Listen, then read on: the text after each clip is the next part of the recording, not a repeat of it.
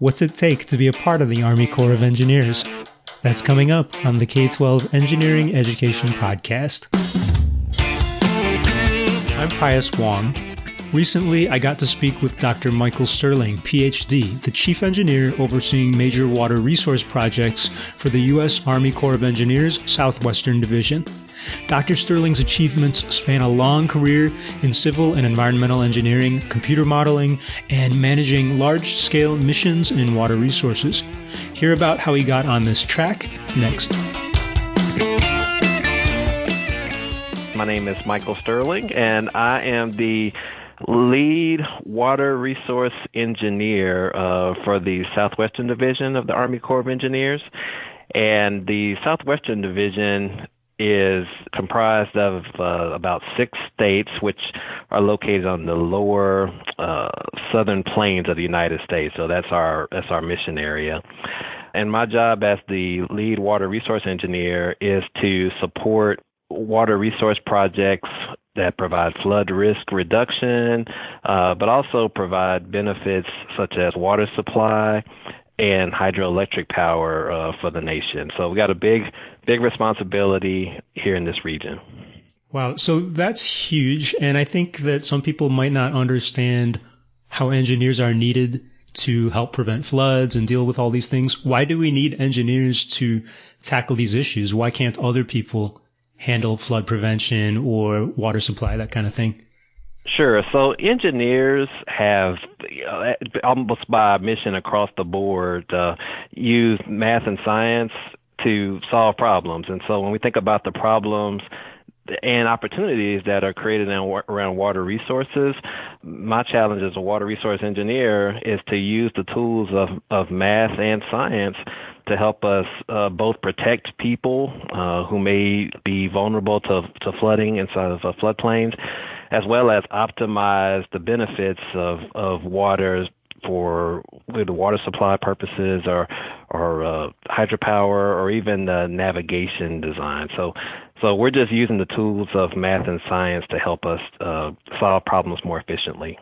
I see. And why is the Corps of Engineers, the U.S. Army Corps of Engineers, involved in this? Why can't we have like private companies doing that same thing? Sure. So the mission of the Army Corps of Engineers, especially being involved in the water resources area, just stems from history. We've been involved in this area virtually since the beginning of the founding of the country, and our missions have evolved as the nation needed us to take on more and more. As the Corps, we serve as the public steward of these areas, and so we do work with a lot of private and industrial firms to help us, but as the single representative for the nation's needs with respect to a lot of the water resource challenges, we provide type of honest broker services for the nation. What kind of technology is involved? I know you said that engineers have to use math and science to help manage these systems, create these systems. I know that we always hear about new technology coming out of other industries. What about this field? What's something new and interesting that you think someone should know about? Sure. So there's a couple of big areas that the Corps, with respect to water resources engineering, is involved with. One is the evolution of models such as geographic information systems.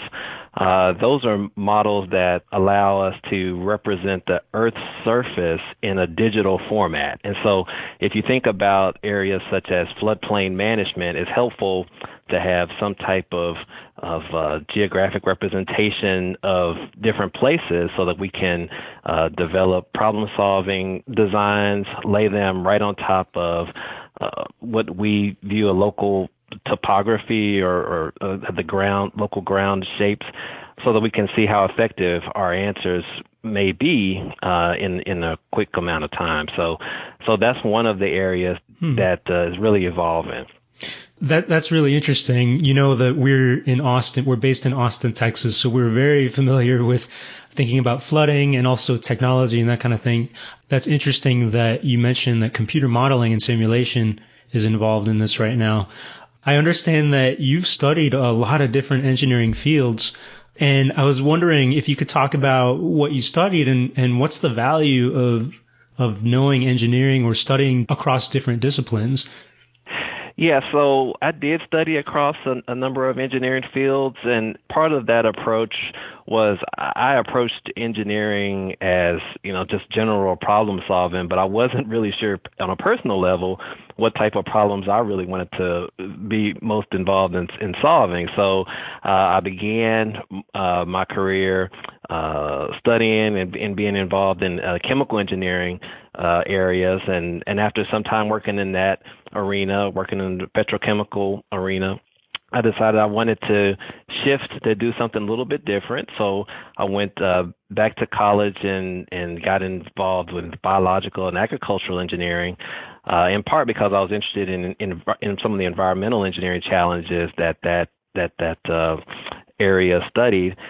And I did some research work in that area, but then I slowly migrated more into the civil and environmental engineering world, partly because of my public service interests. That major really it undergirds a lot of the public service agencies that you see both at the local, state, and federal levels, and it also blended my past study work in both the chemical and environmental world to be able to help solve some of those problems. So, frankly, as you study across STEM fields in general, you start to see a lot of the interconnectedness between different areas.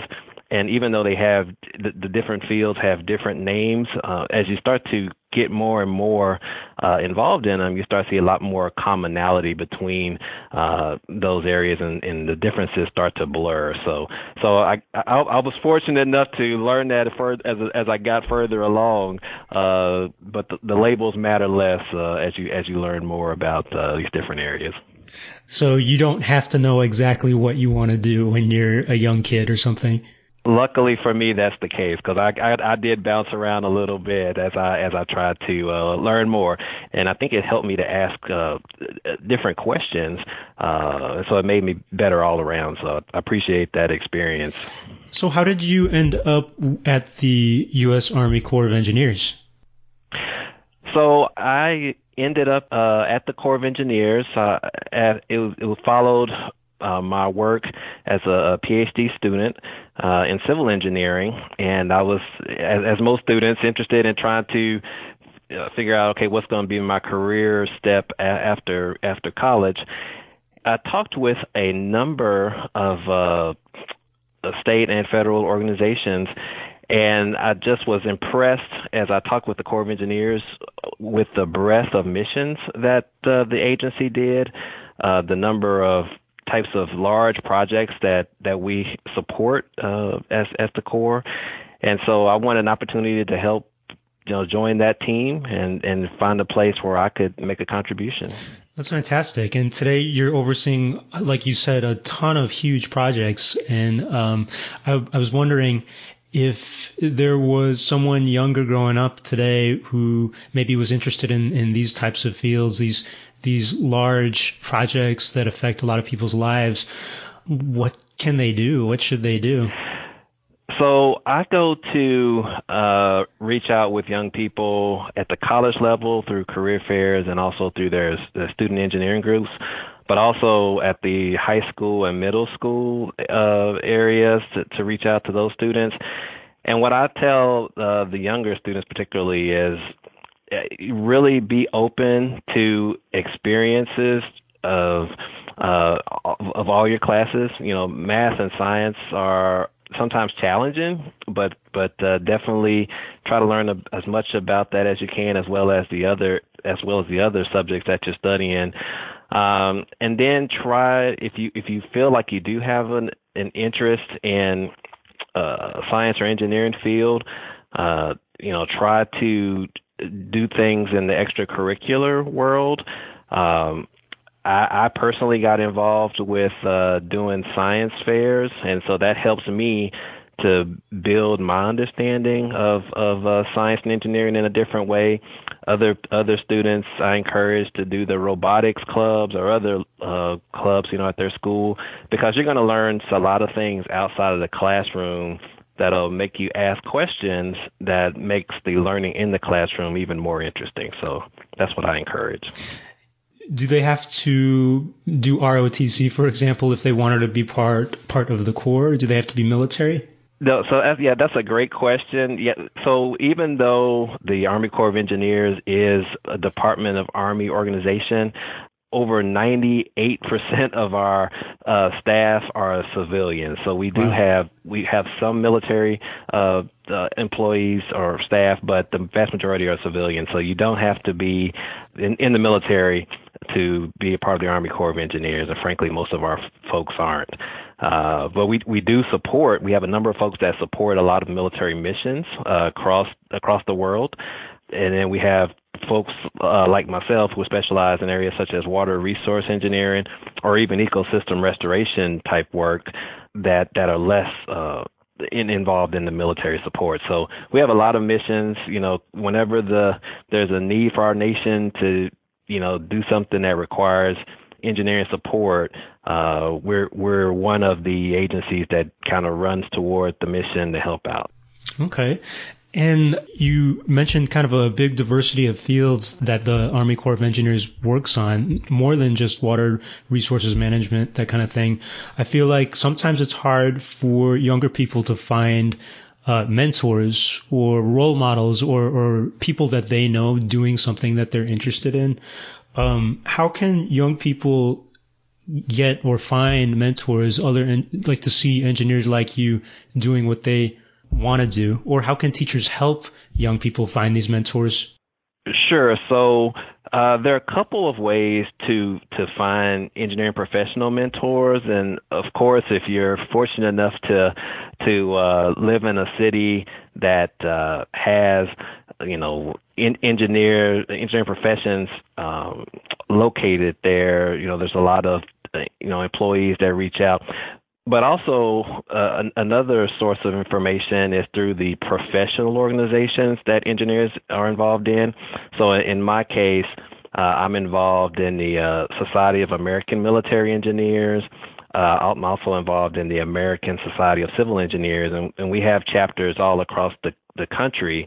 And we're always looking as part of our professional organization to support K through 12 students and help them to understand our profession better. So my advice would be, if you don't know an engineer directly through their professional occupation, reaching out through one of these professional organizations may be a way to get a link in to some folks who can support the K through 12 folks.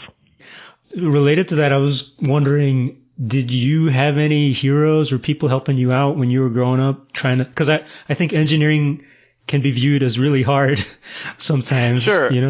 Sure. And so I'll say, as far as growing up, of course, my parents really set a good foundation, not so much with respect to engineering, but their approach to life and problem solving could be summed up in the fact that every problem has some kind of solution, and they kind of drill that into us all the time. And so the way that manifested in me, as an example, was I turned into a problem solving more in the engineering field. So I'll point to that foundation as key.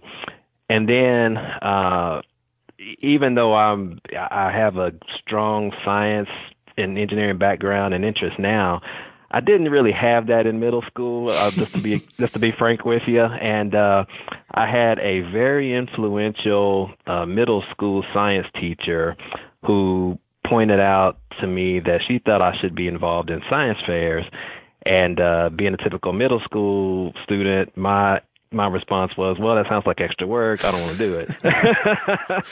So, okay.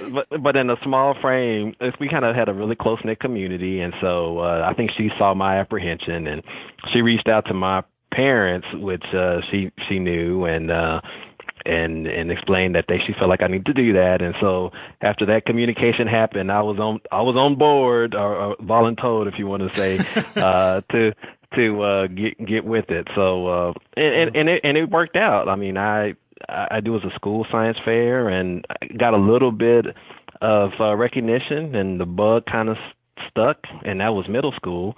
And I just kept doing it every year until it kind of culminated in high school when I wound up attending the International Science Fair, which was held, I think, that year in Pittsburgh, Pennsylvania. So the Intel so it was, Internet. Okay, that's pretty famous. Yeah. And I had no idea. I mean, frankly, in middle school, I wouldn't have known that, and I don't think they knew that either. Even when they encouraged me to do that, at that age. But it was like I said, I had a strong encouragement to be able to solve problems and think things through, and so it just with the nurturing, like I say, really of that middle school teacher and in others also, it just kind of manifested into this growing appreciation for science and engineering. So. That sounds really great. I wanted to wrap up maybe with one broader question going back to your expertise in water management and flood control systems. What do you think the future is for flood control, emergency management, all of that? Is there any questions that we really are burning to answer that maybe future engineers can help out with? Sure. So there are the water resources engineering arena is one of the ones that's really going to be impacted by a lot of different stressors. So on one hand, folks are interested more in changes in the climate. And so those translate potentially into additional rainfall and stronger storms. And so as water resource engineers, our challenge is to be able to design effective systems to deal with those types of environmental changes. And similarly, there'll be some other places where you may have less rainfall, and so the challenge will be, how do we support populations with respect to water supply where there may be less rainfall than there historically has been in a certain area. So there's a ton of water resource challenges that are set to emerge over the next 50 years or so, and that's something that we're going to need more specialists to help us solve those problems. All right. I guess there's a lot of work to be done still. Right, exactly. Dr. Sterling, I really appreciate the time you spent with us. I know that you're busy doing lots of things, so I don't want to keep you too much. But I just wanted to say thank you on behalf of me, my helpers, my colleagues producing the show, and everyone listening. If people want to learn more about the Corps, is the best way to just visit online or speak with their local chapters or something? That's correct. Yeah, the best way is to go online, and we have a lot of different, depending on where you are in the country, we have a lot of different facilities that are local, and they can support the kinds of questions that folks may ask.